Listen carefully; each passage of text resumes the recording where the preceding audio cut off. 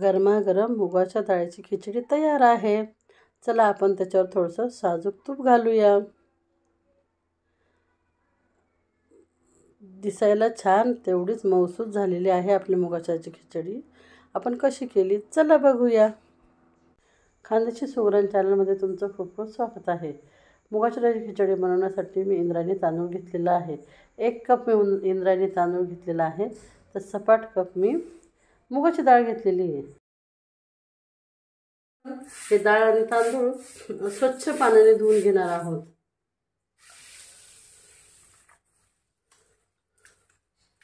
आपण डाळ आणि तांदूळ स्वच्छ धुवून घेतलेले आहेत. आता त्याच्यामध्ये आपण थोडंसं पाणी घालून 10-15 मिनिटं आपण त्यांना भिजत घालूया.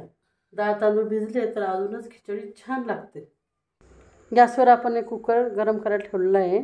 कुकर आपला गरम झालेला आहे. त्याच्यामध्ये आपण 2 पळ्या तेल टाकलेलं आहे. तसंच आपण अर्धा चमचा मोहरी घातलेली आहे. जिरं घातलं आहे अर्धा चमचा. आणि चांगलं आपण मिक्स करून घेऊया तेलामध्ये. चांगलं तळलं गेलेलं आहे. आता आपण त्याच्यामध्ये लसूण घालूया. 7-8 कापड्या मी बारीक करून घेतले तर लसूण घालूया. लसूण चांगला तळू द्यायचं आहे आपल्याला. लसूण चांगला तळला गेलेला आहे. आता आपण अर्धी चमचे हळद घालूया आणि पाव चमचे आपण हिंग घालूया. हिंगाने चव पण छान येते आणि पचण्यासाठी पण चांगलं असतं म्हणून आपण त्याच्यामध्ये हिंग घातलेलं आहे. आता चांगलं मिक्स करून घेऊ. आता त्याच्यामध्ये आपण 2 ग्लास पाणी घालणार आहोत. तांदळाला जसं पाणी लागेल त्याप्रमाणे आपण पाणी घातलेलं आहे. थोडीशी कोथिंबीर घालूया.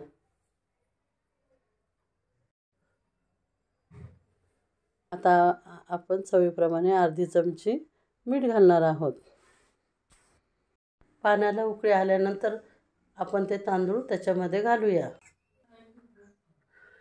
तुम्ही बघू शकता पाण्याला उकळी आलेली आहे आता. तर आपण आता हे तांदूळ आणि डाळ जे धुतलेले आहेत ना ते घालून घेऊया. तुम्ही या खिचडीमध्ये टमाटे, हिरवी मिरची चवीप्रमाणे तुम्हाला जसं घालायचं तसं घालू शकता.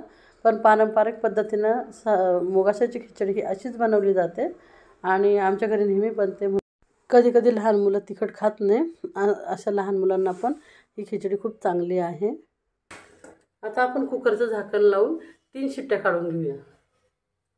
संध्याकाळी जर स्वयंपाकाचा कंटाळा आला असेल तर मुगाच्या डाळीची खिचडी ही पटकन होऊ शकते. खिचडी लहान मुलांपासून तर मोठ्यांपर्यंत सर्वांचीच आवडते आहे आणि करायला पण फारच सोपी आहे.